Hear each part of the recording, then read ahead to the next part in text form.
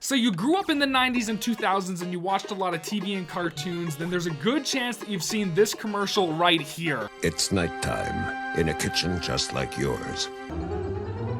That's right, I'm talking about none other than the iconic House Hippo commercial, and today on Y2KNostalgiK, we are talking to none other than the director behind this commercial himself, Tim Hamilton, to learn more about the House Hippo and the story behind this iconic commercial advertisement. And so please hit that subscribe button, give us a like, help us grow the community so we can get even more nostalgic guests, and with no further ado, it's time to get nostalgic.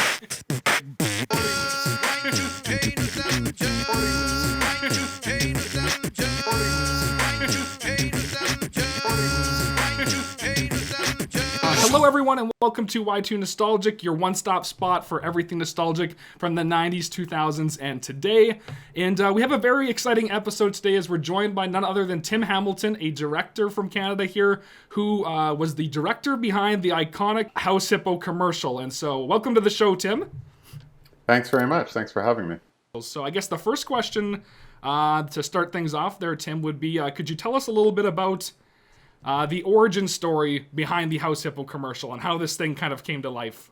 Well, this was back in, I think, 1999 or something like that, I believe. I was contacted by an agency. As a commercial director, what usually happens is an agency will contact a production company who represents various directors and say, hey, do you have a director who's good for this project? In this case, it was a public service announcement, so there was very little money involved. And I was doing well in my career, but not, I was still establishing myself and so on. So I was approached by my executive producer named Paula Lazari, said, hey, would you be interested in this project? There's not a lot of money. I'm not sure how we'd actually do it. It's very ambitious. So I read it and obviously loved it, like really connected with the fact that it's sort of, I think it was fun to do kind of a mock documentary, but also that element of it really appealed to me, but also the sort of, going back to being a kid and pretending with, Hot Wheels cars or miniature things and creating my own models and things. I always loved miniature worlds. So it appealed to me in that sense to try to genuinely pull a viewer in, and definitely the writers of the spot agreed with that. So I met them and I got the job somehow or other. I don't remember all the details of that, but that was basically what I pitched was, hey, let's do this like a documentary, like a nature documentary as much as we can. But also let's have that sense of magic to it. Let's try to make it as believable as we can so that when the turnaround comes and we say, look, this wasn't real, then it'll be more affecting. And certainly the writers agreed with me. A pair of people, Malcolm Roberts, who was the art director on the project, and his partner was Siobhan Dempsey, I believe. Anyway, they were great to work with, but they agreed that they wanted it to be very real, that they wanted it to be as natural as possible. So the biggest issue was, and I think what maybe got me the job over the other directors, was how to do this. At this time, CGI or computer graphic interface, that was it was a newish thing. It was certainly people were doing a lot of it. And someone had come out with a commercial, very high budget one for Mercedes with these running rhinoceroses down a city street, which you may remember. It was a beautiful commercial, really affecting, and won all sorts of awards for this technology and so on. But we, of course, had none of this money. So I sat and talked with the producer, Paula Lazari, and she said, well, we're going to look into actually live hippopotamuses. And it turns out that's extremely dangerous to do. I can imagine they're not the easiest animal to get some video of, especially cooperating with what you want. Exactly. I've worked with a lot of dangerous animals. I've worked with tigers, cheetahs, bears, orangutans, all sorts of animals, chimpanzees, but hippos are just, you can't do it. You can stand beside a tiger, and if they're trained, it's okay. But in this case, so in any case, that was my belief is always to try to do as much in camera as you can, meaning to do as much physically as you can so that there's less to fix later on. And so what I proposed was, I said, the only way I could think of doing it for the money really well would be to take stock footage and go through it myself and to find shots of the hippos that might work in the scene if we cut them out of their environment and place them digitally into this other environment, which at that time still was also, not nearly as sophisticated as those things are today.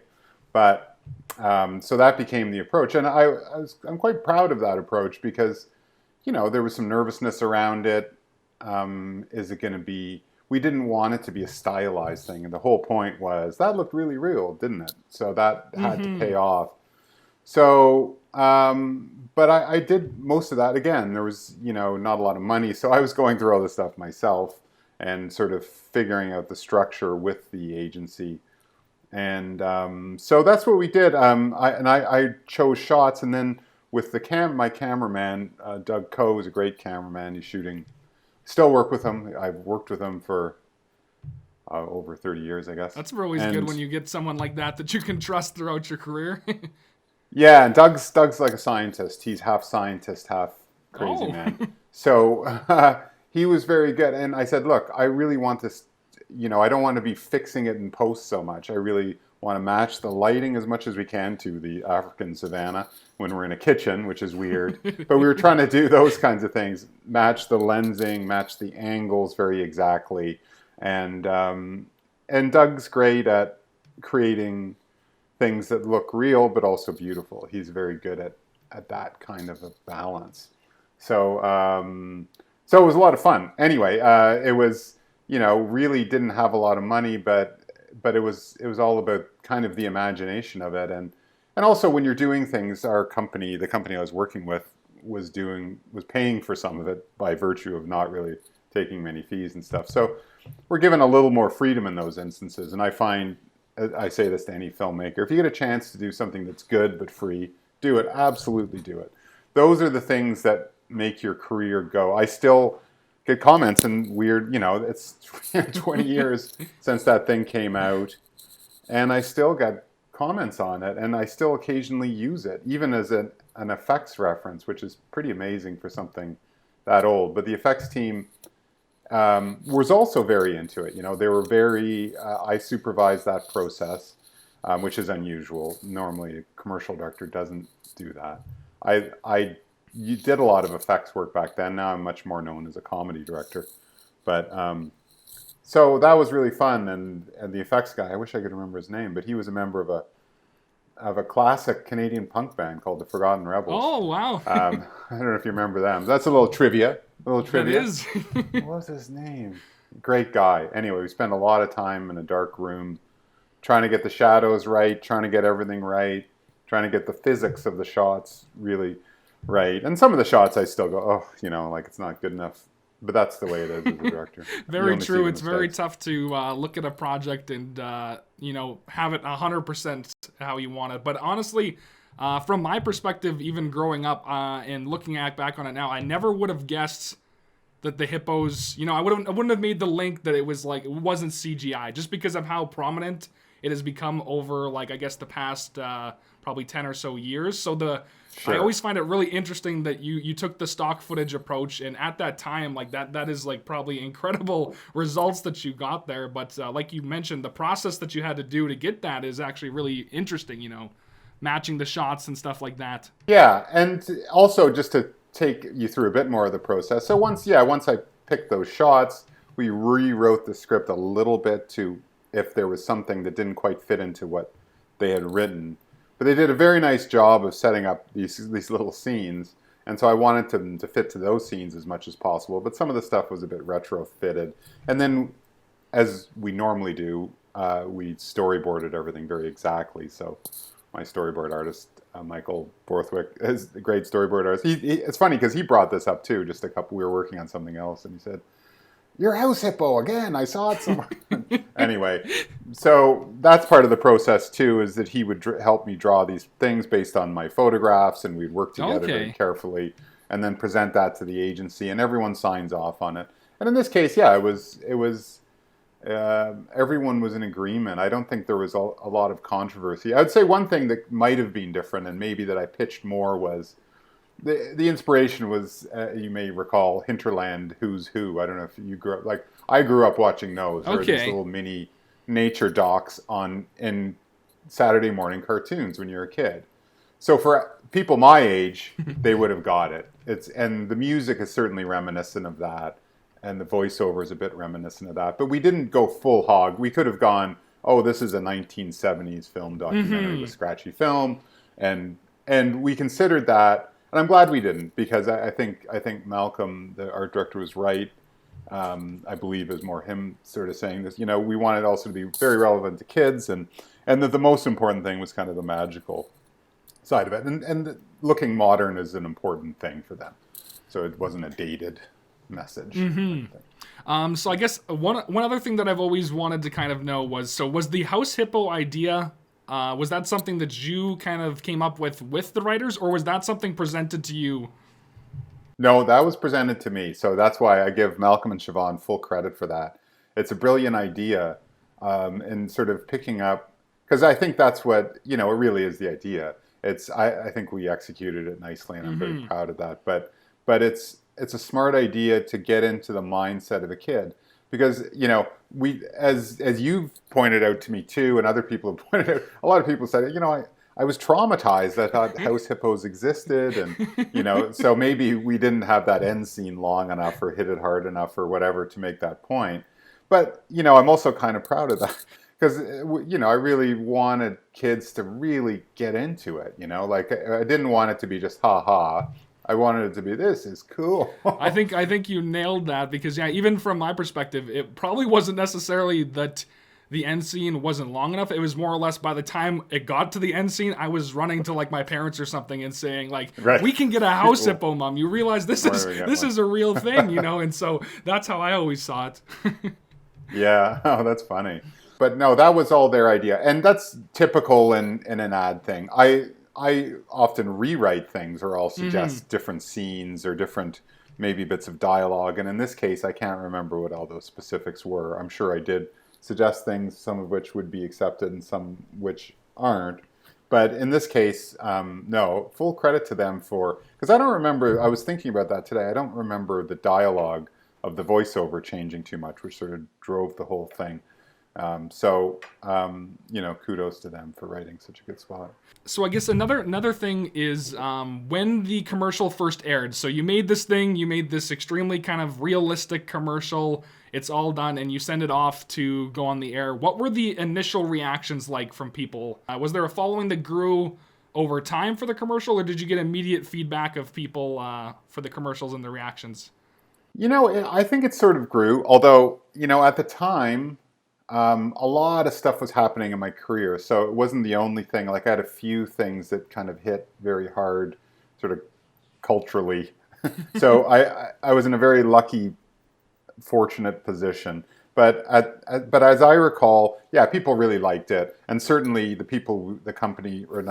organization we did it for, Concerned Children's Advertisers, was thrilled with it. And then agency people seemed to really like it, which is always a good sign for me because I get more work. but also, they're discerning in terms of the quality of the ideas. So it won some awards. It did that kind of a thing. And I was certainly, it's one of the things I'm still most proud of, I think, is just being, in terms of what we went for and what we got, very, very close to what we wanted. So yeah, but it really is built over time. Like, even, I think about 10 years ago, someone sent me something that they were selling House Hippo t-shirts. Some guy had a website. And I thought this was hilarious. So I contacted Malcolm, the art director, and said, have you seen this? And he said, oh, I know. And so every 5 years or so, we'll exchange an email talking about this kind of a thing, someone who's involved, or certainly the cameraman and I talk about it a lot. But yeah, and it's the gift that keeps on giving. And certain producers I've worked with who sell me as a director will still pull it out because they love it. And so I'm like, sure, if it gets me work, I'm all for it. For sure. I guess if you had to pick a favorite part of the commercial, what would you say kind of your favorite bit was? Either that your favorite part that you got to make, or favorite part kind of story-wise? I was kind of pleased, particularly pleased with a shot of him in the bag of potato chips. Because that was also tricky because he's slightly behind the plastic. And it was a way of making him feel more physical. And the fact that I also like the idea that I'd put these little footprints of peanut butter. I like those scenes a lot. The hardest one was the cat scene because cats really, you know, they're not particularly trainable animals for the most part. They kind of do what they want. Little bit. At least this one wasn't. I've worked with better trained cats than this, but in this case we had a little air gun. So because we didn't want to freak them out either, we couldn't scare them genuinely. So we just wanted them to have a little startle from the House Hippo. So we have off camera someone doing that. So that was tricky and a bit stressful. But I think too maybe the bed scene was my favorite one because it took a long time in post to make, because he was yawning in a river originally, so it was actually quite a bright scene, but we darkened it and made it silhouette, and when he sits down in the little fluffy nest, if you look, you'll see it actually settles like a bed. That's where you had strings under there and people pulling the strings to gently. Oh, wow. You know, this is one of the great things about being a director is watching people do their jobs. And so prop people have to do these crazy little rigs and things like this. And to me, it's just so funny, you know, someone's putting together yarn. No, it's not. I don't like this yarn. It's too distracting. Use a different color yarn. And it doesn't really it should look a bit like a mouse's nest. So think about that. You know, we worked very hard on those little details and that it moved and things. I was really pleased with that. It seems to be a nice ending to the story too. It's the end of his day, and so yeah. No, I like the whole thing. There's a few things. The scene where he runs across the floor, I don't love that scene. But it was the special effects weren't quite good enough for that. But on the other hand, I'm probably the only one who really notices, so that's fine. Very true. That tends to always be the when you're the person behind the content, you pick up on so much things. I find I always have to remind myself that as well, that it's like after 8 hours of working on some small little thing, you sit back and think, does anyone even realize, you know, what I'm working on here? No. But all the scenes you mentioned actually were the ones that I remembered for sure. Definitely the footprints with the peanut butter was one where like that drove it home, and then also the chip one I always loved because the hippo did look like it was munching on the chips. So yeah. Yeah. When you finished the commercial and you realized just how well you had done in terms of making it as realistic as possible, how did you feel knowing that you had done such a good job that, you know, kids and other people were seeing this and thinking that there could be an actual house hippo? Yeah, well, it's a bit of a strange thing. As I say, you know, as a storyteller, you do want people to get the final message of this thing. So I don't know how I was sort of flattered in a way that I tricked these kids and gave them that experience. And, you know, but at the same time, it is an important message. So I don't know. I was kind of mixed about that, to be honest. It's a good point. It is a nice little ultimatum. And I might be a little bit biased because I do remember that when I watched the Scooby-Doo live action as a kid, it freaked me out because then when they were actual people, I thought, like, this is no longer a cartoon. So this is the real, like, you know, and when they switched bodies, that was a whole ordeal. So maybe I'm a little biased on the believing of real scenarios such as this, but it definitely, this one was a little less traumatizing in terms than the Scooby-Doo live action. Right. Yeah, I hear you. What we can go into a little bit now is a little bit about kind of other commercials that you maybe made, or what were you working on around the same time as the House Hippo commercial? So I started as a music video director about 8 years before. So I did music videos for about 4 years. I did music videos for Bare Naked Ladies, one called Lovers in a Dangerous Time, and one called Enid. And there's their first two videos, and they became big stars here in Canada. So that sort of made my career go a lot faster than it might have. Again, very good fortune in that regard. And did a whole bunch of music videos for people like Crash Test Dummies. Oh, wow. Organized Rhyme with Tom Green, Bruce Coburn, Colin James. A lot of different people. And so that was a lot of visual experimentation, and it's kind of like a a form of schooling for me, for sure, post being in school. And so then by the time I was doing this, I was doing more commercials, I was doing more comedy stuff. Right around this time, and I can't remember if it was just before or just after, I did this short film called Truth in Advertising, which became a big viral hit for me. And then that, which is basically a series of little short films about these advertising meetings where people are saying the subtext of what's on their mind and in the tone of what they would normally be saying in meetings. So that one, even more than the House Hippo, got me an agent and so on. So that's what was happening at that time. And I was doing, a lot of comedy commercials for beer or, banks, and still doing those kinds of things. So I was much more actually known at this point for doing what we call comedy dialogue. So it was much more realistic scenes with comedy in them, which is still my forte, really. That's what my bread and butter throughout. So it's interesting because House Hippo doesn't really fit in with a lot of the other stuff I do. Sometimes I do those kinds of things, but I don't get as much call for that as embarrassing scenes in an office, for instance. No, that's very interesting because I always with things like this, especially like the House Hippo commercial and that, I always like to learn about the other parts of the career because it's just such a small part, of a bigger picture. And so you mentioned the Truth in Advertising, and I did get a chance to watch a little bit about of those. And so would you like to talk a little bit about that series as well, a little bit? Sure. Yeah. Again, another example of doing something for free that became for me something that still is a great promotional thing for me. But aside from that I'm really proud of, it's definitely, along with House Hippo and 4 or 5 other things, the things that I'm most proud of. I think very successful in what its aim was. But the idea in that case was I was contacted by an organization called they have a magazine called Marketing Magazine, and they have a yearly awards thing, they still do, for the advertising industry here in Toronto. And so I was asked to do a short movie about advertising, knowing that I did comedy. And I said, "Oh, you sure you want me to do that?" Because, I've got a lot to say. And fairly cynical about the industry in certain ways not. But anyway, so I was asked to do this, and I had an idea about, okay, well, maybe we'd do the making of a commercial and kind of parody that and sort of satirically show kind of the breakdowns in the process and so on.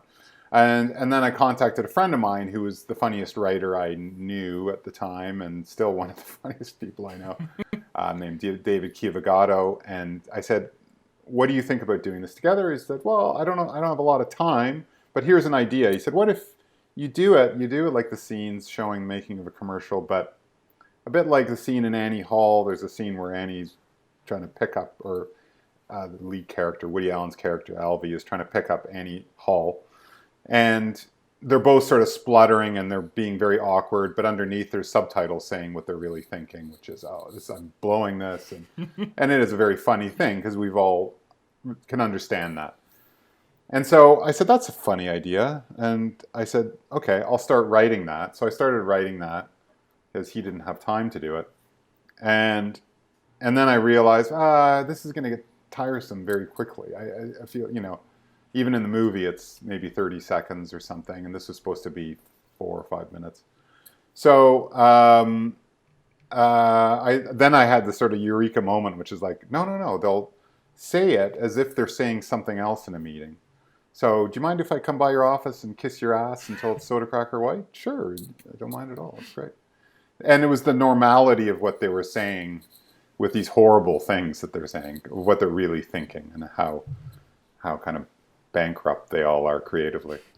And so once we had that concept, I phoned up David. "Oh my God, David, this is the idea." And he's like, "Oh, I like that. So then we started, I wrote it, but I would send it back to him and he'd rewrite things and I'd rewrite his. And it was very much a 50-50 thing. And we shot it all in one day with some great improvisational actors like Colin Mockery and David Huban and Christina Collins. And they're all second Bob Martin, all these people I'm still in contact with at points. You know, they're all Carol and Scott. They're all Second City people. They're all very strong improvisers. In that case, it was one of those things where we didn't even have a casting. I talked to the casting director, Craig. I can't remember his last name. It's been so long. And I said, here's a couple people I'm thinking of because they're friends, like David Huband. And he said, how about Colin Mockery from Whose Line Is It Anyway? Are you kidding me? You can get him? Yeah. I think you'd love this. And so they all agreed to do it. And I just kept thinking it was going to get shut down because it is fairly outrageous, to put it mildly. I thought people are never going to show this. It's too brutal. But people, you know, it's interesting. You know, people don't see themselves. They think it's someone else that we're making fun of. True, except very in a couple, true. In a couple instances, I had a producer come up to me drunken at a party saying, I know that was me. Or honestly, it wasn't. Well, maybe a bit. So, yeah. As my friend David said, the co-writer, he said, people come up to him congratulating him on a line or something. He said, you realize that was actually about you, right? The person who was complimenting him. Flip the script on him. Anyway. Yeah. So it was one of those things where that was early in the days of viral videos, and I was on set, and all of a sudden I got a phone call from the receptionist at the production company I was working with, one in the States and one in Canada, both of them saying, we're getting calls from Hollywood, basically heads of studio and stuff were calling me. It was a real Hollywoodish moment. I all of a sudden had all this interest, and come on down, kid, and show me what you got. So I flew down to LA, and it was a whirlwind of getting an agent and meeting the heads of studios and pitching things. And I was unprepared but it was an amazing experience in that sense. So again, you know, I always say to people, it's like, if you do something you believe in, and that's the goal, just to do something you believe in and you love, that's when it'll get. If you try to create something like this, it'll never happen. It doesn't matter. You know what I mean? It's like I've heard Peter Gabriel talk about that. He said people are like, well, surely you know which song's going to be a hit and how to make it. It's like, I don't know. Like, I don't know any more than anyone else does. You know, it's just whatever works, whatever happens to click. No, I think that's very true. Yeah, where it's like, if as long as you're kind of passionate about it and you're behind it, then that should be like kind of the main goal, and then you know things can always come from that as well. Yeah, I firmly believe that. People who go, for instance, into filmmaking to make money will never make money. I don't think. They might make money for a few years because there are a lot of those people who are very good at stringing people along and fooling people, but it eventually goes away, and you have to actually do your job. Very true. So another thing I noticed on Wikipedia, and I don't know where in the timeline this one kind of fits, but you did a feature film called Mama's Boy, and you actually had John Heder, I think I pronounced it right. My pronunciation's That's right, yeah. John Heder as kind of one of the main roles in that film, which I thought was really kind of unique because at that point in time, I would consider John, you know, like a very well-known star because I think the year Mama's Boy came out was really close to Napoleon Dynamite and Blades of Glory in that. So maybe you want to talk about that a little bit. Yeah, that was a great. I mean, this all really came about largely because of Truth in Advertising. Okay.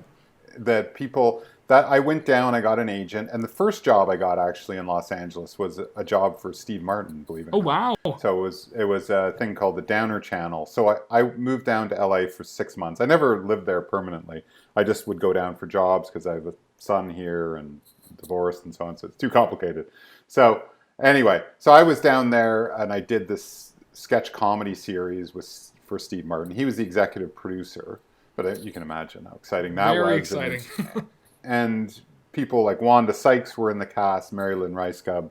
I got to work with Stephen Wright. I got to work with Terry Garr, Fred Willard, my hero, absolute hero. So that was an incredible thing, but also kind of, you know, it's not easy. Los Angeles is a hard town. It was a mixture of great and bad. So a few years after that, I got the script for Mama's Boy, and I liked it. I thought it was had some funny stuff in it.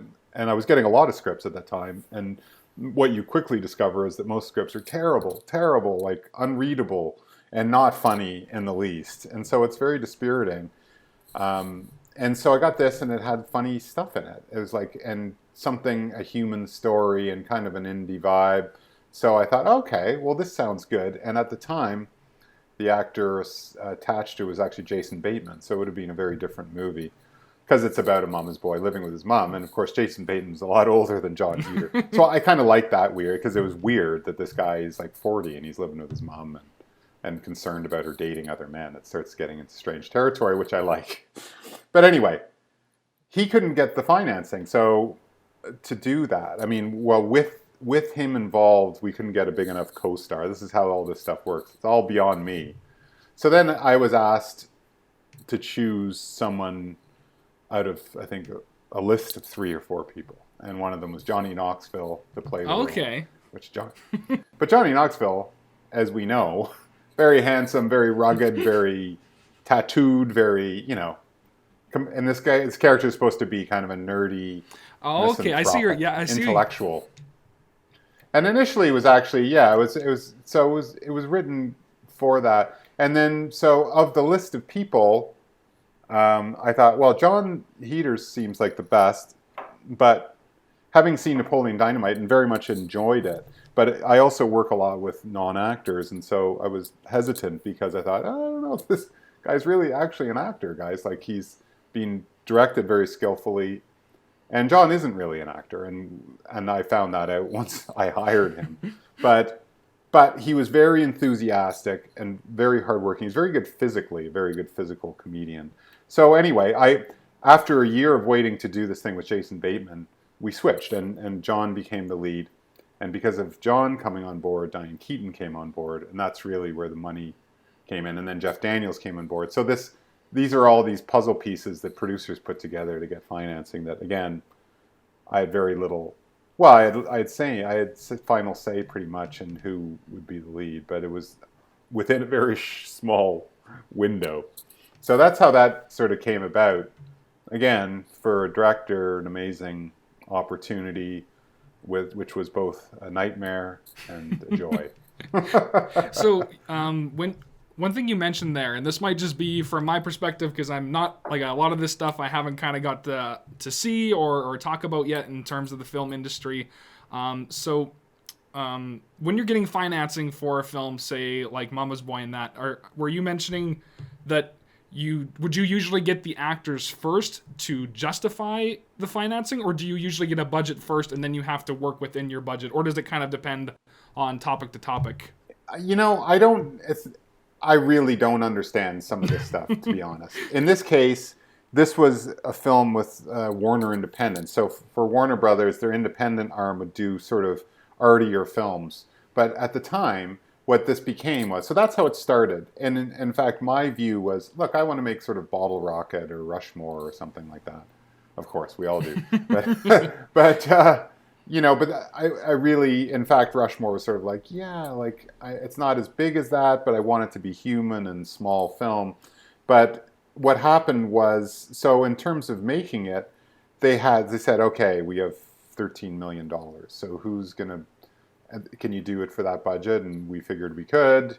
But then they need to get that financing. So they need, basically, Mark Gill, who was the executive producer at the time, who used to work for Miramax before that, was a very smart guy. But he would say, okay, if we get Diane Keaton, then we get good box office in England and France. Like he would apply math to this stuff, really, like saying, and if we have, I mean, John was the linchpin for that because he was a big star after Napoleon Dynamite. He was getting a lot of attention, but I think they were just like, get in, and he had already shot Blades of Glory, although he did shot some more stuff after we finished Mama's Boy. It's right around the same time. So it was like, cash in on this guy while the getting's good sort of thing.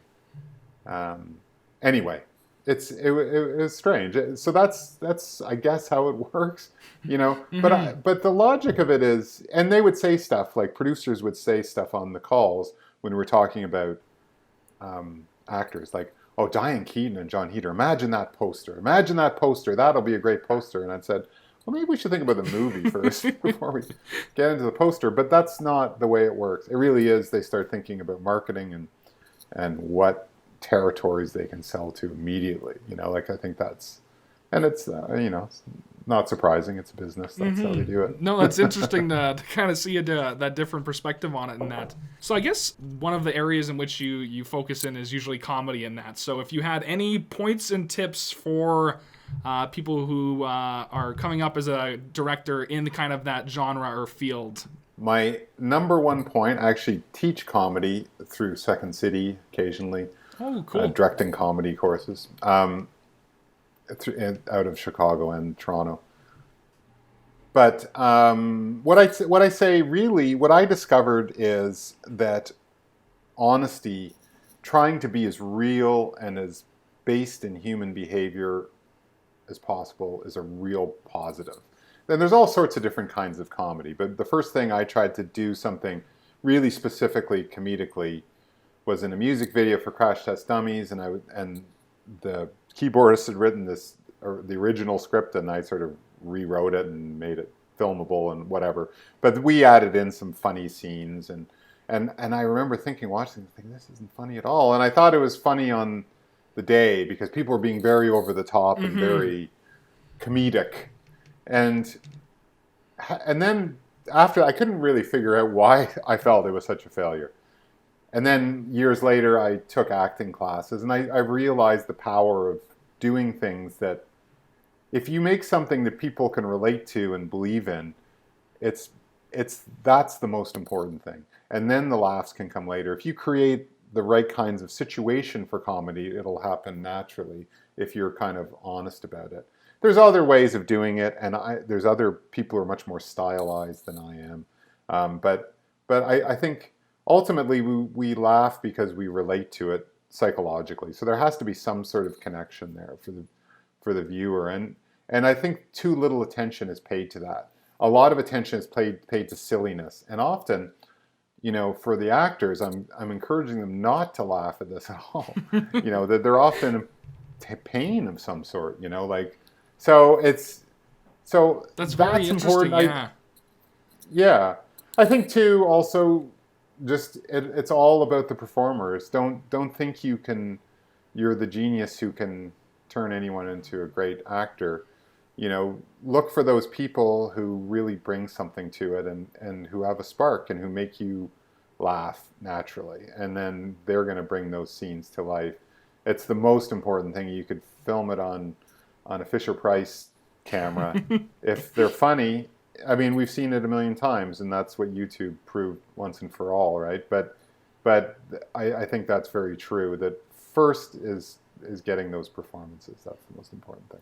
I don't know. I think that's a fantastic point, and that's one thing that I always look at, too, from a small filmmaker's perspective, in that it's like a lot of the people that I work with are like friends in that who I know are, who can take a situation and really take on a character and become it. And I think that really does add an element or a little bit of heart, to those scenes that maybe wouldn't be the same if you tried to find, say, somebody to meet it. So that's very good advice. Oh, good. Thank you. Any extra little tidbits about the House Hippo commercial, a little fun niblet to end on that maybe not very many people would have know or heard about? Let me think.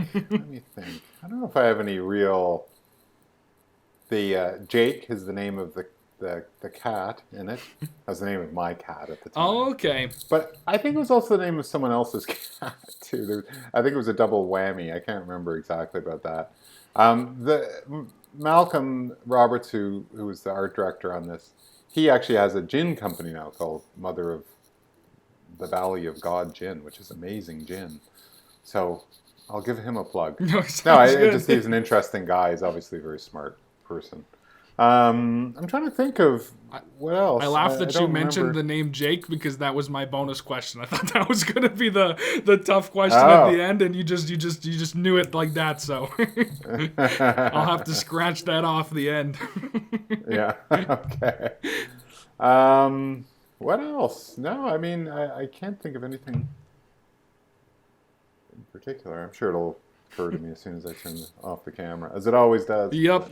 No worries. All right, then I think with that, we'll go into the final segment here for the show. We on Y2Nostalgic here, we always like to try and do a little game or gimmick to end off the interview, and Tim has agreed to take on a little House Hippo trivia competition that I threw together. So it has 6 questions based around facts that I've pulled directly from the House Hippo spot, and I've made a slide. It's not a good slide, I'll be honest. It looks like it's from like grade 4, like PowerPoint presentation, but it gets the job done.